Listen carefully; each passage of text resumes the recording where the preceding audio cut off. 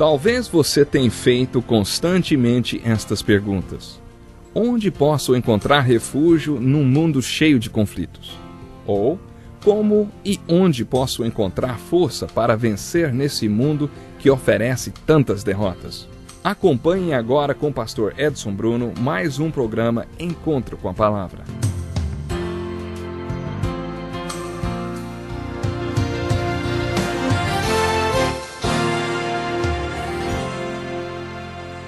Seja muito bem-vindo ao Encontro com a Palavra. Em nosso programa estamos estudando todos os livros da Bíblia, um de cada vez.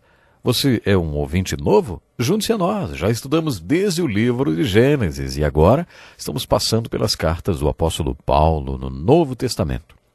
No final do último programa, estudamos a carta de Paulo aos Gálatas. Nos capítulos 13 e 4, Paulo aborda o que chamei de a perspectiva do Evangelho. Infelizmente, nosso tempo não permite que estudemos cada um dos textos em profundidade, analisando versículo por versículo. Eu gostaria de poder fazer isso, a carta aos Gálatas, porque esse é um texto muito profundo. Nós observaremos as 8 perguntas que Paulo faz no capítulo 3, porque elas nos farão refletir. Paulo fazia perguntas da mesma maneira que Jesus fazia. Em apenas um dos evangelhos, no de Mateus, Jesus fez 83 perguntas. O rabino Gamaliel também gostava de ensinar fazendo perguntas. Uma vez um velho professor rabino estava dando sua aula e fazendo perguntas e respondendo as perguntas dos alunos com outras perguntas, quando alguém perguntou: por que o Senhor sempre responde a uma pergunta com outra pergunta? E o rabino respondeu: e por que não? Paulo fez 8 perguntas no capítulo 3 de Gálatas para construir uma argumentação muito forte sobre a justificação pela fé e não pelas obras. Desta forma, ele ensinou que manter a lei ou as regras não salva ninguém. Em sua argumentação, Paulo usa 2 ilustrações. Uma delas é de Abraão. Sempre que lemos sobre fé no Novo Testamento, encontramos o nome de Abraão. Nesse texto, Paulo revela uma verdade sobre Abraão que não encontramos em nenhum outro lugar da Bíblia. Paulo fala que Abraão sofria de uma doença e que essa doença era a fé. Eu resumi assim o que Paulo falou no capítulo 13 de Gálatas sobre Abraão. Qualquer um que receber de Deus o dom da fé para crer no Evangelho absoluto que preguei quando estava com vocês, sofre da mesma doença de fé que Abraão tinha.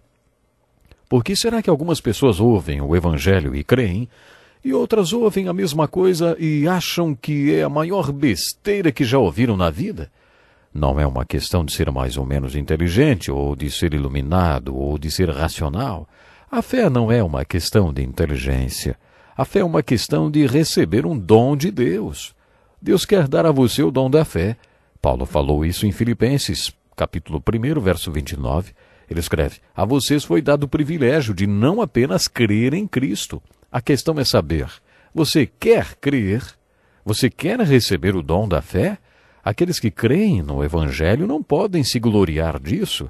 Se você tem fé, porque Deus deu a você o dom da fé. A fé é um dom de Deus, conforme Paulo declarou em Efésios, capítulo 2, versículos 8 e 9. A fé não é uma questão de obras. Abraão creu quando Deus lhe disse que sua descendência seria tão numerosa como os grãos de areia na praia ou como as estrelas no céu. Este homem extraordinário creu em Deus. Deus então olhou para ele e disse: vejam este velhinho, ele já tem 100 anos. Eu falei para ele que ele seria pai. Ele acreditou. Eu gosto quando digo alguma coisa e as pessoas acreditam. Declaro este homem justo porque ele creu em mim. No capítulo 13 de Gálatas, Paulo diz que se você tem esta fé salvadora e crê no Evangelho de Cristo, então você é filho de Abraão.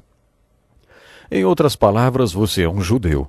Por isso não é possível que alguém seja discípulo de Jesus Cristo e odeie judeus, porque se você compreende o capítulo 13 de Gálatas, entende que você mesmo é um judeu. Espiritualmente você é um judeu. Você é um filho legítimo de Abraão, se tiver o dom da fé e sofrer da mesma doença de fé da qual Abraão sofria. Paulo também afirma que a lei que estamos tentando usar para nos salvar tem um propósito e, neste capítulo, lança para nós uma perspectiva da lei e fala sobre qual é a função dela: mostrar a você que você precisa de um Salvador.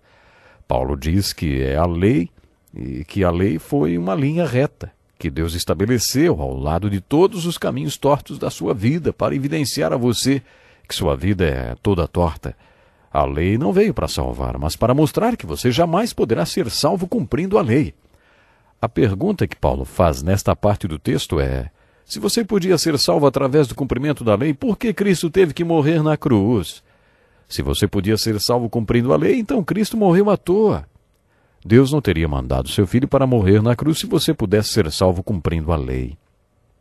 Não seria muito inteligente da parte de Deus mandar Jesus para morrer na cruz se você pudesse resolver o problema cumprindo toda a lei? Se você acha que boas obras podem salvá-lo, como você sabe que já fez uma quantidade suficiente de boas obras para ser salvo, como você sabe se já atingiu o número suficiente de pontos ou não, hein? São estas questões que encontramos no capítulo 3 de Gálatas. Quando Paulo coloca a lei em perspectiva, ele fala que a lei tem o seu propósito e sua função. Paulo foi criado numa casa de romanos e teve uma ótima educação. Provavelmente ele foi educado seguindo o costume da época por algum tutor particular que ensinava, disciplinava, educava, instruía e preparava a criança para exercer sua cidadania romana. Paulo dizia que este era o propósito da lei. A lei servia apenas como um tutor do povo escolhido de Deus que o preparava para a salvação. Esse era o propósito da lei, mostrar que você não poderia salvar-se a si mesmo e que por isso Cristo veio, porque você precisava de um Salvador. No capítulo 4, Paulo apresenta uma alegoria do Evangelho. Primeiro, ele apresentou o Evangelho apóstata, depois o Evangelho absoluto, depois o Evangelho ao contrário, o Evangelho em perspectiva e as ilustrações de Abraão. O próximo evangelho que Paulo apresenta é o alegorizado. Paulo usa de forma alegórica a história de Abraão, que teve 2 filhos, Ismael e Isaque. E é daí que tiramos um princípio bíblico de interpretação. Ouça a definição do que é uma alegoria. Alegoria é uma história na qual personagens, lugares e coisas têm outro significado, geralmente ligado a um princípio moral. Quando estudamos o Velho Testamento, vimos várias alegorias e veremos outras mais no livro do Apocalipse. No Evangelho de João, também vimos algumas porque ele escrevia usando figuras. Paulo afirma na carta aos Gálatas que Abraão tinha 2 filhos. Este é um fato histórico. Se você for à Terra Santa hoje, verá nitidamente a presença de 2 povos distintos, os árabes e os judeus. Se Abraão não tivesse dado ouvidos à sua mulher, hoje não haveria crise do Oriente Médio, mas ele ouviu e teve um filho com a serva egípcia de Sara. Ele teve um filho com Agar. Este filho Ismael se tornou o pai de todos os árabes muçulmanos que o reconhecem. Mas para Paulo isso também é uma alegoria. Esse primeiro filho de Abraão, Ismael, foi uma figura da carne, da obra da carne, da natureza humana, sem a ajuda de Deus. Deus tinha dito a Abraão que lhe daria um filho, e Abraão tentou dar uma forcinha para Deus. Afinal, ele já tinha esperado muito tempo por aquele filho, e até sugeriu vários planos que passavam por cima de Sara. Ele sugeriu que Ló fosse o herdeiro que Deus havia lhe prometido, ou, conforme o capítulo 15 de Gênesis, o seu servo. Finalmente, no capítulo 16 de Gênesis, Abraão deu uma mãozinha para Deus, gerando Ismael com a serva de Sara, chamada Agar. Ter o filho com a serva Agar seria um costume aceitável naqueles dias. Naquele contexto histórico não era considerado imoral. Mas Paulo destacou que Ismael foi um projeto só de Abraão, da sua carne, sem a ajuda de Deus. Essa história de Agar e Ismael é uma alegoria da carne. Quando Paulo fala em carne, refere-se ao que fazemos por nós mesmos, sem a ajuda de Deus, de acordo com nossos planos, sem buscar a Deus, sem orar, sem se importar com o que Deus pensa. A isso Paulo chama de obras da carne. Pode ser que você ouça pessoas orando assim: eu reivindico isso, eu reivindico aquilo. Na verdade, elas estão dando ordens a Deus: cure tal pessoa, faça isso, faça aquilo, porque eu reivindico. Paulo afirma que isso é agir na carne, não é oração, não é de Deus. Orar é se apresentar a Deus como uma folha de papel em branco, pronta para ser preenchida com as ordens de Deus. Paulo afirma que nós, os crentes, temos 2 grandes forças atuando em nossas vidas, que é a carne e o espírito, uma guerreando contra a outra. Você não para de existir quando recebe o Espírito Santo. Você se lembra que Paulo afirmou 3 vezes em Gálatas 2:20? Eu vivo, eu vivo, eu vivo. Ele disse: eu vivo porque Cristo vive em mim, vivo pela fé no Filho de Deus. Depois Paulo diz que vive porque foi crucificado com Cristo. Quando recebemos Jesus, podemos escolher entre viver de acordo com o que Ele nos manda viver ou viver do nosso próprio jeito. E isso é viver na carne, resulta em obras da carne. Paulo afirma que os dois filhos de Abraão representam uma alegoria. A história do filho de Abraão com Agar e Ismael é uma alegoria da carne.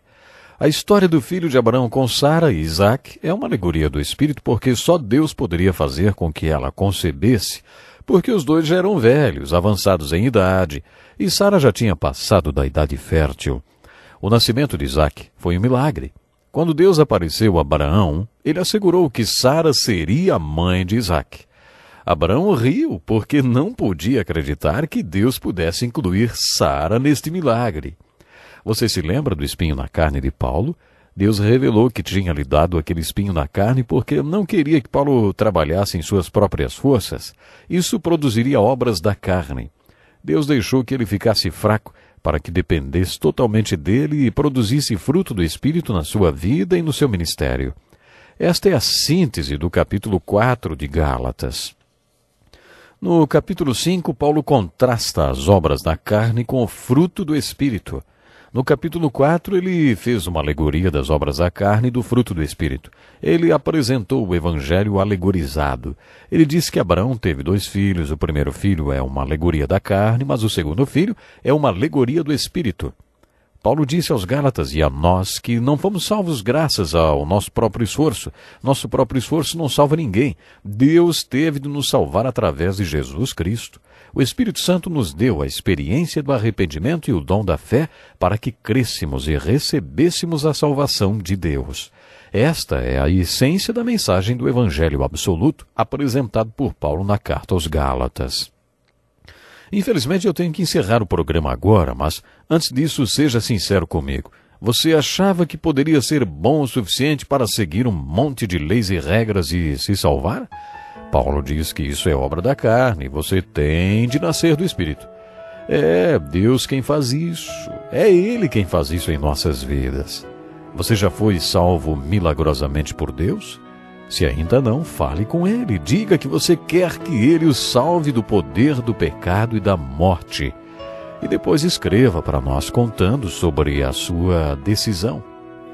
Que Deus possa lhe abençoar grandemente. Espero você para o próximo encontro com a palavra. Até lá. Que lição importantíssima. Obrigado, pastor Edson Bruno. Prezado ouvinte, coloque em prática o que você ouviu aqui. Sem dúvida, sua vida será grandemente abençoada. Este é um estudo escrito pelo Dr. Dick Woodward, na voz do pastor Edson Bruno. Escreva-nos e solicite o material. Nosso endereço é Encontro com a Palavra, Caixa Postal 2011, CEP 89201-970, Joinville, Santa Catarina. Até o nosso próximo encontro com a Palavra.